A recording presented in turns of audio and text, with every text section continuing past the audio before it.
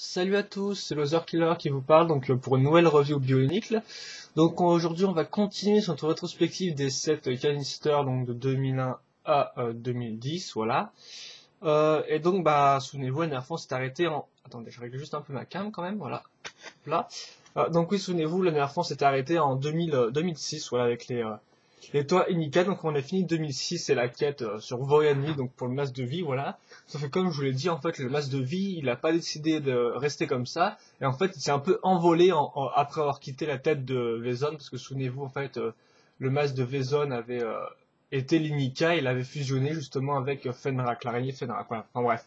En tout cas, le masque, lui, le Inika part. Et donc flotte jusqu'en dehors du volcan et plonge sous la mer à côté de Voyanui. Donc en fait juste ça pour vous dire qu'il plonge pas à des milliers de kilomètres, en fait qu'il plonge directement à côté quoi. Et donc normalement les Toa vont devoir le suivre le masque s'ils veulent sauver Matanu, je vous le rappelle, parce qu'ils sont surtout venus sur Voyanui pour récupérer le masque de la vie afin de sauver Matanu, voilà, qui est en train de mourir. Et donc il faudra qu'ils aillent sous l'eau tout bêtement, hein, pour aller récupérer le masque, voilà. Et donc ça nous mènera à 2007, donc une année en fait un peu sous-marine. Ouais, excusez-moi, je nettoie un peu mon drap. Une année sous-marine donc qui se passe à Marinui, voilà. Donc ça c'est un peu le nom. Et donc normalement c'est juste en dessous de Voyanui. On apprendra par la suite dans la storyline qu'en fait Voyanui et Marinui sont liés, voilà, qu'en fait à la base Voyanui faisait partie de Marinui, donc mais qu'elle a été propulsée dans les airs, il me semble, voilà. Enfin, je pense que c'est à peu près tout pour la storyline. Et là en plus je déborde un peu vers la fin de l'année 2007, mais c'est pas trop grave. Et donc, souvenez-vous, on avait aussi introduit des nouveaux toits en 2006, c'est Toa Inika, parce que bon, les Toa Nuva étaient partis en premier, donc récupérer le masque de la vie, sauf qu'ils avaient échoué. Souvenez-vous, les Piraqués les avaient battus, donc les Piraqués, c'était les méchants de 2006, voilà, donc assez, là encore assez révolutionnaire pour l'époque. Souvenez-vous, je vous en ai parlé longuement quand même. Et donc, vu que les Toa Nuva avaient foiré, enfin, ne donnaient plus une réponse, au final, c'est Simatoran qu'on connaissait bien, donc Simatoran, excusez-moi pour la prononciation, Simatoran qu'on connaissait bien, donc Jaller, Matoro, Uki, Ali, Nuparu et j'ai peut-être tout dit là, non, ah non, il manque le vert, et Kongu, voilà, les Kongu, donc, qui partaient au final, qui partaient pour aller sauver les Toa Nuva, normalement, il me semble, et puis au final, entre-temps, ils rencontrent Karzani qui leur donne des masques, voilà, ils ont des canisters, il y a la foudre qui les touche, et c'est eux qui se transforment en Toa Niika et qui donc vont sauver les Toa Nuva, et aussi, au final, devenir les nouveaux héros de la ligne Bionicle, et aussi, bien évidemment, sauver les Toa Nuva qui étaient encore sur Voyanui à l'époque, et qui étaient prisonniers des Pirakas. Et comme je vous l'ai dit, ça, vous pouvez lire dans les 4 romans qui sont sortis en français, donc les 4 romans Bionicle Légende, voilà. Et sachez qu'il n'y en aura plus de prévu, donc pas la peine d'attendre si vous achetez. Au moins, vous savez à quoi vous en tenir, vu qu'effectivement, là, ça n'a pas marché. Mais ça, je vais déjà parler assez longuement, je pense. Et donc, enfin, voilà, donc on est en 2007. Et donc, en fait, on va pas commencer par des Toa, mais par des méchants, quoi, pas plus une première vague qui sera attribuée aux méchants, donc les ennemis des Toa Nika, tout bêtement. Voilà. Et donc, ces ennemis-là, ce sont les Baraki. Attendez, est-ce que vous voyez bien ou pas?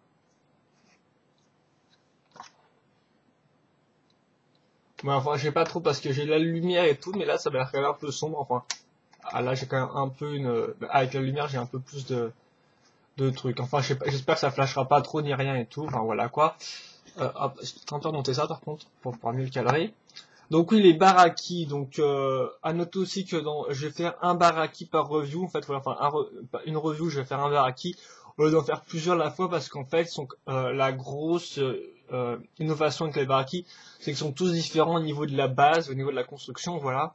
Donc au lieu de faire des longues reviews qui vont durer vite fait 50 minutes, je le pense, si je commence à faire deux baraki par review, je préfère en faire un par review, donc ça durera le temps que ça durera.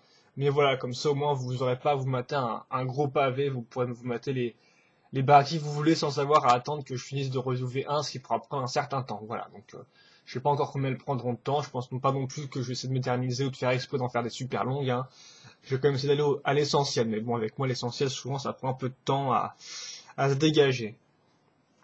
Quoi qu'il en soit, voici le canister en fait, donc c'est un canister en fait sans fonctionnalité, celui-là on peut dire ça comme ça. La seule innovation comme vous pouvez le voir, c'est qu'en plus d'avoir une forme bien spécifique, parce que souvenez-vous, on avait introduit des espèces de canisters assez larges avec les Toa Inika, et on avait aussi des canisters en forme de losange, vite fait, enfin circulaire losange avec les Piraka. Là, cette fois-ci, c'est carrément un truc qui est bien plus précis, vu que c'est une forme, comme on peut le remarquer sur les côtés, avec des bulles d'eau en fait, et une espèce de fissure, donc c'est une forme de un peu de roche, tout bêtement, une espèce de roche avec de l'eau. On peut voir que la boîte est trans bleue, donc ça par contre c'est nouveau vu qu'avant c'était avant souvent noir ou grise à part pour les Borok et les Toanuva il me semble. Euh, ouais, et les Rakshi aussi, mais les Rakshi c'est quand même vachement sombre là, c'est quand même un bleu clair comme on peut le voir, qui reste assez translucide.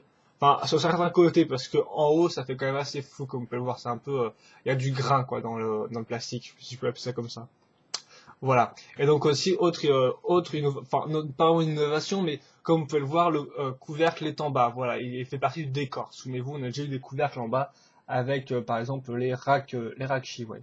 Les Rakshi, voilà. Sauf que là, bien, en fait, ça fait un peu plus partie du décor, vu qu'il s'agit d'une espèce de roche, comme vous pouvez le remarquer ici, voilà. Donc là encore bien détaillé, hein. Hop. Je vous montre le bas, qui permet en fait juste de pouvoir de pouvoir fixer la partie supérieure. Voilà. Donc il y a une espèce de canister à l'envers, on peut faire ça comme ça, avec le haut c'est une espèce de roche encore plus fissurée, donc vous pouvez admirer le sens du détail.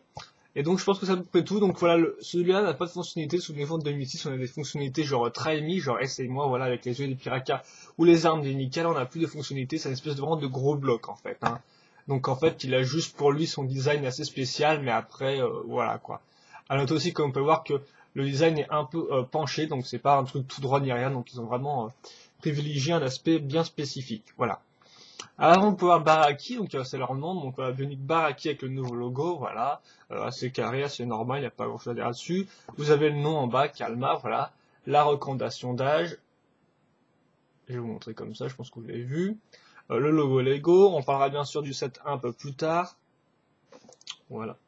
Non, ok, d'accord. Derrière, vous pouvez voir la moitié qui est prise par les informations, le Kanoka Club ici, le fait qu'on puisse mettre la Wii qui est en fait, j'ai dit son nom, oui, Kalma. Kalma dans le canister. Enfin là, c'est un peu bizarre parce que le canister est vachement petit, il a deux grosses épaules qui dépassent sur les côtés, donc bon, c'est pas super crédible, mais bon, je pense qu'en démontant telles quelques pièces, ça doit être jouable vu que, souvenez-vous par exemple, les toits, mes truffes avaient déjà enlevé leurs bras pour les faire rentrer dans les canisters. Voilà, là on le revoit dans une autre pose avec le projectable de l'année en fait, donc enfin le projectable de la Wave 1 du moins parce que là cette fois-ci ça va être un peu spécial vu qu'ils vont changer de projectable en Wave 2, ce qui sera aussi le cas en 2008 au final. Ils changeront jusqu'à 2 fois de projectable, je sais pas trop pourquoi mais bon. Enfin j'ai peut-être une petite idée pour celui-là, perso, mais bon après voilà. J'ai remarqué aussi que ça c'est tout cassé, en plus c'était un canister que j'avais en plus à une brocante, donc j'aurais mieux fait de prendre le mien et j'aurais pas eu les espèces de marques de déchirure ici, donc excusez-moi pour la qualité de ce canister là, mais bon, je pense que vous avez plus ou moins vu l'ensemble, voilà. Et ici les 5 codes Baraki présentés, donc bien sûr il manque Kalma, voilà. Et donc c'est à peu près tout, ok d'accord. Ok, je crois que j'ai un nom qui commence un peu à péter, mais bon c'est pas grave. Voilà, et donc bah, c'est à peu près tout, donc je vous montre juste comment on l'ouvre, hein, donc faut juste normalement voilà, normalement faut juste, voilà, mais bien sûr je n'y arrive pas. Enfin, faut pas le tourner, hein, faut juste l'enlever comme ça, voilà. Et donc bah, on aurait pu penser qu'il y avait des tenons ici, vu qu'en fait ça nous faisait un peu penser au baseplate qui avait été introduit avec les playsets 2006 Bionic, souvenez-vous les sets Bionic en Lego System. Et il y avait des espèces de roches avec des tenons dans, par exemple, la forteresse des Piraka. Et donc, on aurait pu penser qu'il y avait par exemple des tenons ici pour pouvoir mettre des Léos, des trucs comme ça. Mais en fait, non, ce n'est pas le cas. C'est vraiment du pur bionique, donc c'est juste un plastique, qu'en fait. Il n'y a pas de tenons pour mettre accrocher des Lego systèmes. Donc c'est un peu dommage, mais bon. Je pense que d'un autre côté, ils voulaient peut-être garder la franchise telle qu'elle et pas introduire on va dire les éléments Lego système là-dedans, en fait. Les laisser juste pour les playsets, et justement, effectivement, il y aura des playsets aussi en 2007, et ce sera d'ailleurs la dernière année. Donc, j'y reviendrai peut-être si je fais un jour la review des playsets. Même si je pense pas, vu que la plupart des... Voilà, ils sont tous démontés, en fait. J'ai tous démonté, personnellement, vu que, à part prendre la poussière, ça ne servait pas à grand chose, en fait. Voilà, donc voici le mode d'emploi, imprimé à la verticale, voilà, donc le Baraki est quand même assez en entier, là, comme on peut remarquer. Ah, tiens. Ah, ok, je viens de remarquer que les pieds sont pas les mêmes, en fait. Alors en fait, j'ai essayé de chercher une erreur, quand je regardais Callister, j'ai cherché une erreur au niveau des bras, ils étaient mal montés ou pas, mais en fait non. C'est carrément les pieds, là, comme pouvoir, c'est des pieds Ordica, et on va y revenir après, mais en fait, les pieds de Kalma sont différents, ils sont un peu modifiés, donc là en fait c'est juste des pieds Ordica de base, voilà. C'est un petit détail, voilà, c'est pas très important. J'ai peut-être pas trop parlé du fond, j'ai été quand même pas parlé du background de la 2006, mais comme vous pouvez le remarquer, en fait, vous avez marée nue à l'arrière, donc en fait, avec des cités sous des espèces de lampes bulles d'air, voilà. Et le reste, c'est une espèce de bannière ici un peu rouge, voilà. Hmm. Les instructions, excusez-moi. Je vais essayer de voir ce qu'il y a. Ouais, donc en 14 étapes. Voilà, en 14 étapes, là on vous dit comment sert du projectile. J'essaierai de vous montrer ça plus tard après, je sais pas si ce sera fructueux ou pas. La part clé, c'est donc la liste des pièces. Ensuite, une belle affiche des baraki avec les 5 autres, enfin les 6 du moins, voilà. Plus l'espèce de les projectibles de cette année dans un autre petit pack. Voilà. 2 pages de pub Lego Club, trucs comme ça. Et une pub pour le jeu vidéo Bionic Heroes qui entre temps était sorti, qui avait vraiment une jaquette officielle, voilà. Avec quelques mini screenshots en petit là. Voilà. Et d'autres images pour le site en bas. C'est à peu près tout pour Onapa, donc comme je l'avais dit, en fait, à partir de 2006, de la Wave 2, il y a plus de combos dedans, donc ça encore, il fallait sur internet pour voir des combos des baraki, et il me semble que c'est 3 par 3, voilà. Avant que ce soit 2 par 2, mais je pense pas. Ensuite, on va peut-être passer au baraki en lui-même, voilà, tout bêtement, donc Antax, c'est ça, non, je me trompe de nom, excusez-moi, Kalma, voilà, donc j'ai essayé de vous montrer. J'espère que le rouge rendra bien, parce qu'à la lumière ça rend mal, à la lumière électrique je veux dire, et des fois, là ça a l'air juste de rendre mal vu qu'elle a l'air un peu trop éclairée, mais bon c'est pas grave. Bon lui le problème par contre c'est qu'il a l'air vachement grande, donc c'est un peu dur à faire entrer dans le cadre, même si elle se plie, mais bon. C'est un peu, ouais c'est vraiment dur, et en plus de donner une pose acceptable à lui. J'ai essayé de le mettre un peu droit, un peu tout droit, bas dans les fesses pour vous le montrer, mais bon, je sais que ce sera pas génial. Donc voilà, Kalma. Bah, attendez, je vais le mettre un peu comme ça, peut-être à l'arrière, ça le fera mieux. Ouais, vite fait. Hein. Ouais, on s'en fiche, allez. Donc voilà, Kalma. Donc le baraki rouge, voilà. À noter niveau storyline qu'en fait, ce sont tous des anciens seigneurs de guerre, voilà, tous les baraki, normalement c'est ça. Ils étaient tous en possession d'une énorme armée, en fait, à chaque fois différente. Par exemple, Kalma devait avoir des trucs genre une armée de poulpes, une armée de calmars, voilà, tout bêtement. Enfin, chacun avait une armée bien précise de rails un peu aquatiques, donc méduses, ce genre de choses, quoi. Vous voyez le topo. Et en fait, ils ont tous été enfermés dans The Pit, qui est en fait le gouffre, voilà, qui est en fait une espèce de prison sous-marine. Et donc, bah, après la venue du masque, du Nika, je crois, la prison s'ouvre, en fait, et eux, ils s'en échappent, voilà, tout bêtement. Et ils veulent tous récupérer le Nika. Et ah oui, donc bien évidemment, ils sont tous uniques. C'est pas une armée, il n'y a pas une armée de mecs comme ça. Hein. C'est comme les Pirakas. On est dans la même continuité, c'est-à-dire qu'il y en a que 6 comme ça. Quoi. Ils sont tous uniques. Et donc chacun veut aussi récupérer le masque de la vie pour lui au final.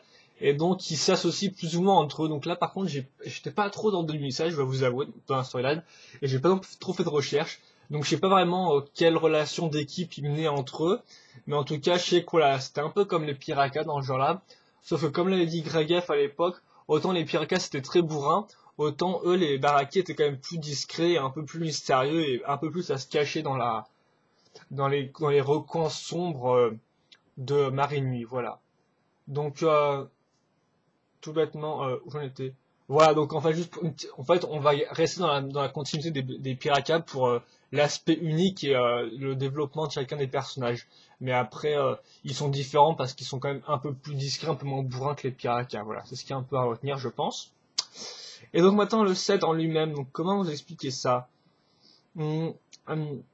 D'abord peut-être le schéma de couleur, ça va peut-être un peu m'aider ça. Schéma de couleur, donc on a du rouge métru et du noir, voilà. Donc je sais pas si on l'avait vu avant, le schéma de couleur. Il me semble pas. On va retrouver aussi un peu bien sûr de l'argenté et du orange pour son arme, voilà. Et donc voilà, donc oui, chacun, je vous ai dit, des baraki a une base spécifique, donc on va voir un peu laquelle il a, celui-là, de base spécifique. Peut-être un peu, je vais peut-être un peu virer les armes en fait, parce que je n'ai pas envie de le démonter à fond, vu que c'est peut-être pas super utile, vu que C'est pas non plus comme si c'était une nouvelle base entièrement nouvelle, quoi. Parce que comme vous allez voir, en fait, les Baraki on apporte quelques nouvelles pièces, mais recyclent en fait surtout ce qui s'est fait ces dernières années.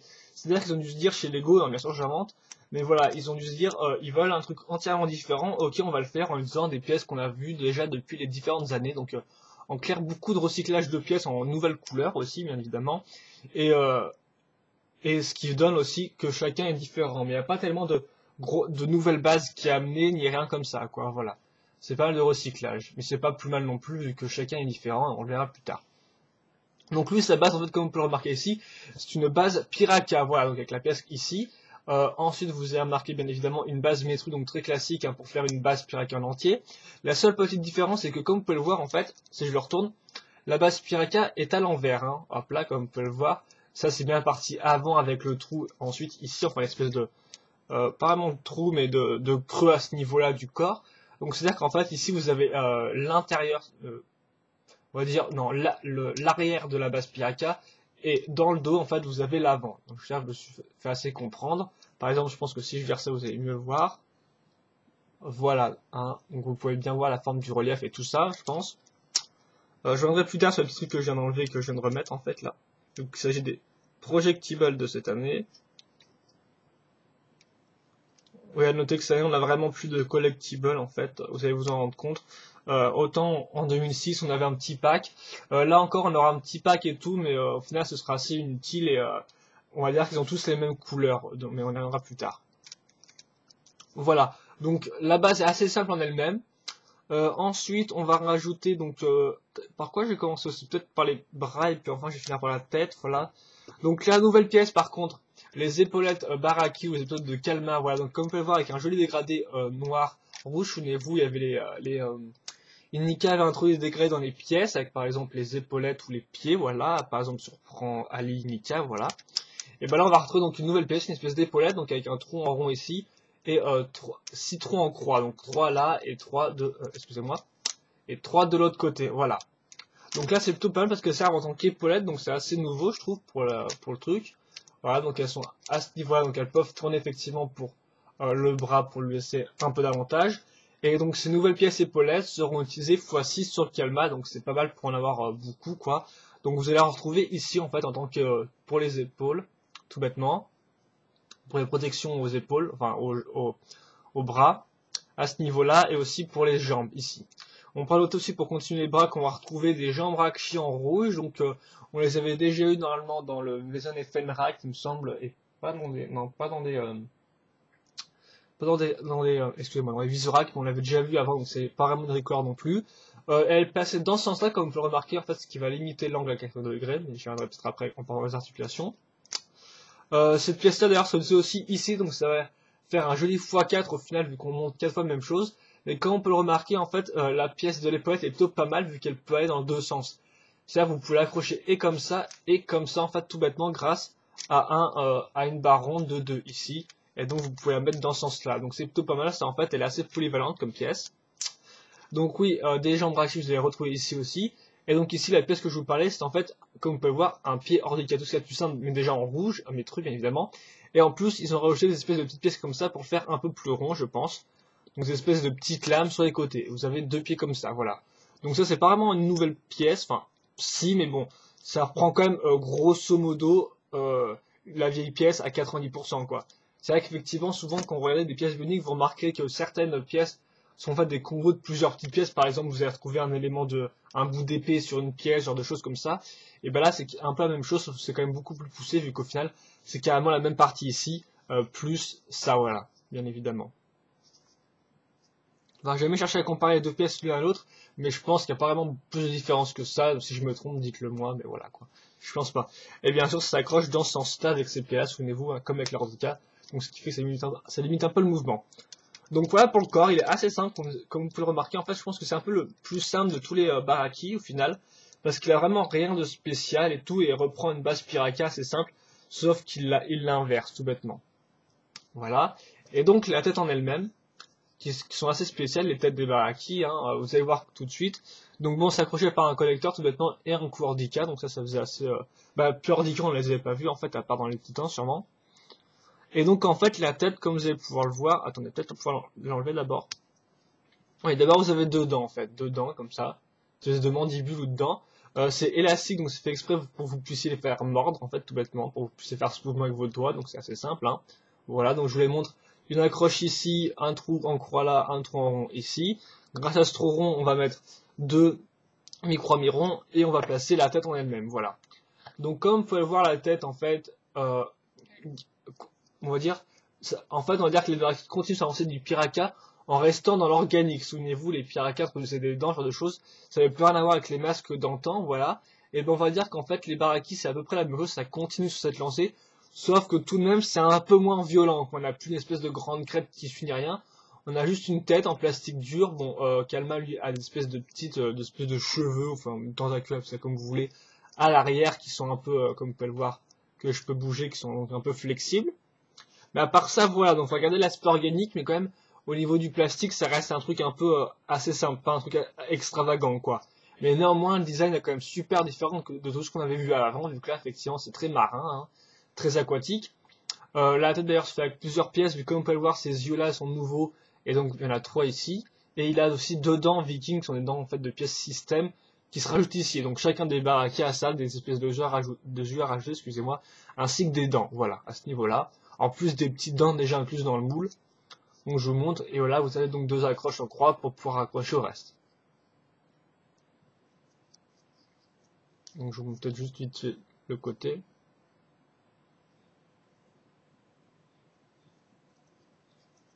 De la tête.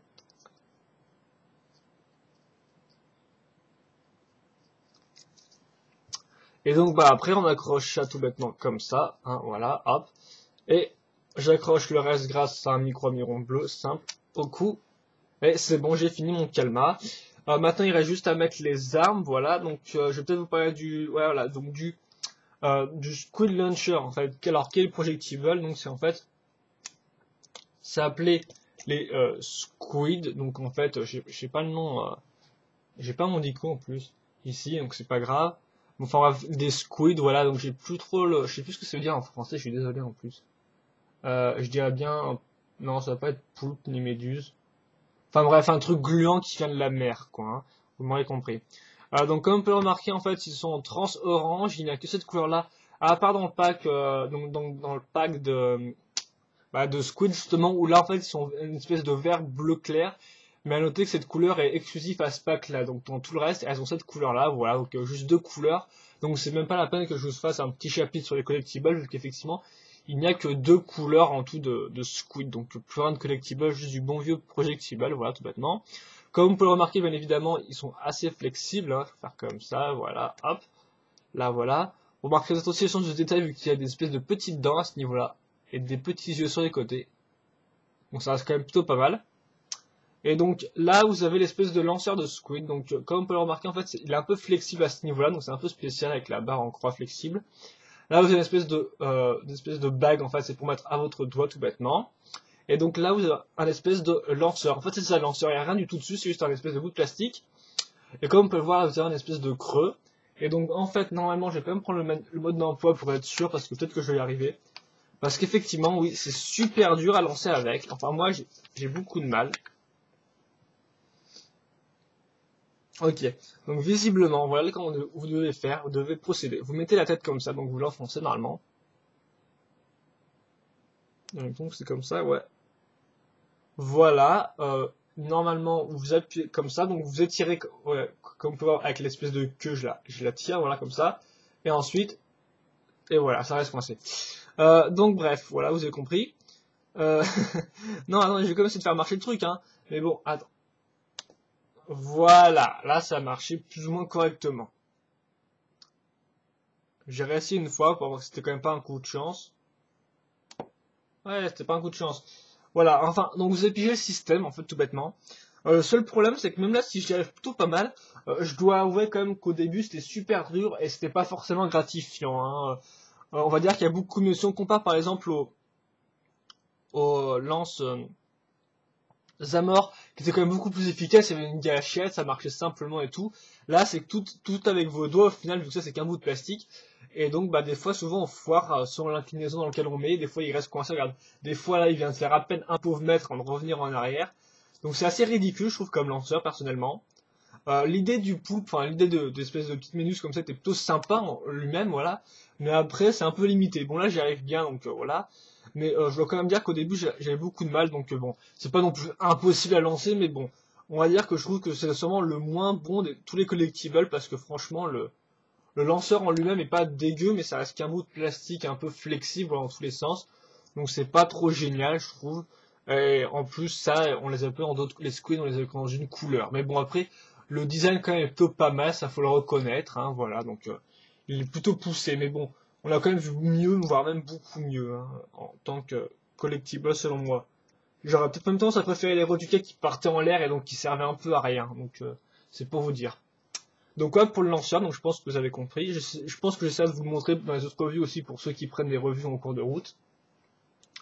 Mais bon, voilà. Et enfin, son arme. Donc lui, il a un espèce de tentacule, comme vous pouvez remarquer. Donc là aussi, c'est entièrement flexible. Donc Lego devait bien aimer le flexible, je sais pas à cette époque ou pas. Donc vous pouvez mettre comme ça, bien évidemment, ça ne reste pas dans la position où vous l'avez mise.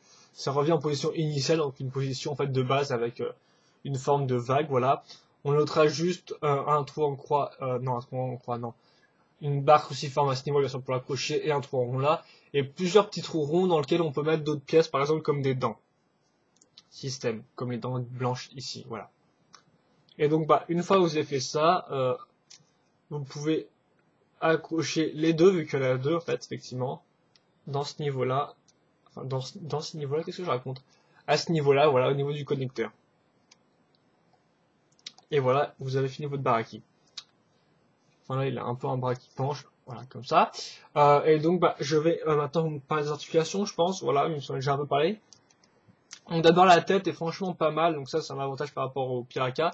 Elle peut bien regarder en bas, comme elle peut bien regarder en haut, et aussi plus ou moins bien sur les côtés. Non, je veux dire que les épaulettes limitaient le mouvement, mais en fait non, même pas. Donc non, vraiment, vous pouvez faire dans tous les sens. Il n'y a pas de problème à ce niveau-là, voilà. Ensuite, à ce niveau, il y a aussi au niveau des bras, ça va. Enfin, voilà, ça bloque juste à ce niveau-là, voilà. Mais sinon, par exemple, ici, vous pouvez quand même le monter là, à ce niveau-là. C'est vraiment énervant, ces espèces de tentacules là. D'ailleurs, j'aurais bien aimé aussi vous montrer en entier, mais il veut même pas monter le truc. Voilà, donc en fait là, c'est quand même limité par l'épaulette, mais bon, c'est pas non plus si mal que ça. Après, ce problème là, c'est limité à du 80 degrés pur et dur, hein, voilà. Donc je peux pas le mettre plus et tout, vu que la pièce était accrochée dans ce sens-là, donc avec la partie extérieure, donc pleine à ce niveau-là, voilà, donc dans la partie intérieure du bras. Alors que normalement, elle est à... Bah, normalement, souvenez-vous, en fait, les jambes, ça marche comme ça, donc vous pouvez les plier pas mal, mais bon, là, elle est accrochée dans ce sens-là, tout bêtement. Donc ça, c'est un peu un problème. Bon, les mains, il n'y a pas de problème, il n'y a pas de problème de limitation, vu que l'axe est à 360 degrés. Ensuite, les jambes, là, non plus, il n'y a pas de problème, hein, hop. Et on peut pas dire non plus que les genouillères bloquent le mouvement. Donc vous pouvez le mettre à fond, et à fond avec cette pièce-là, c'est comme ça, voilà. Après, petit problème au niveau du pied, bien évidemment, vu que la barre en croix va coincer sur le bout du pied, donc vous pouvez juste le mettre comme ça à ce niveau-là. Après là, c'est aussi un peu limité comme ça. Donc voilà, pied et coude un peu limité. Et sinon, je pense que c'est à peu près tout pour celui-là. Voilà, donc de Baraki.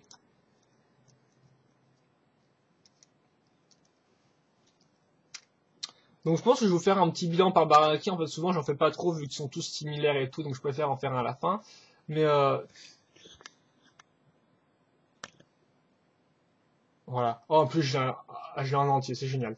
Voilà, donc que dire de Calma en fait? Donc c'est le plus simple de Baraki, donc ça c'est un peu dommage, c'est un point faible vu qu'effectivement sa base n'est qu'une base Piraki inversée, comme vous pouvez le voir. Il y a en plus rien pour cacher l'espèce de trou, en fait c'est tout plat. Donc ça aussi ça peut être un petit défaut, donc le fait qu'il soit pas très original et qu'il n'y ait rien pour cacher ça. Par contre, on peut noter que j'aime bien l'aspect général qu'il a avec les épaulettes. Ça j'aime beaucoup quand même, voilà. Même si les pièces sont réutilisées x6, mais bon après ça peut être sympa pour les moqueurs. Mais sinon, j'aime bien l'aspect général. L'aspect simple est plutôt pas mal, voilà. Les pièces, le schéma de couleur est assez ok. Je trouve rouge et noir, c'est totalement correct. Quoi, c'est pas très original, mais bon, c'est efficace, quoi. Voilà, on sait que c'est un schéma de couleur efficace. Son arme est pas dégueu, elle est assez originale, mais elle est pas non plus super géniale. Je trouve elle est un peu trop grande. Après, voilà, bien évidemment, Elle est originale, mais bon, elle apporte pas grand chose, je trouve, mais bon, au moins elle est atypique, au moins elle est dans le thème sous-marin. Contrairement, on verra plus tard à certaines autres armes en fait qui n'ont rien de très sous-marin, voilà, qui sont très sous-marine ni très aquatiques. Donc ça c'est plutôt pas mal.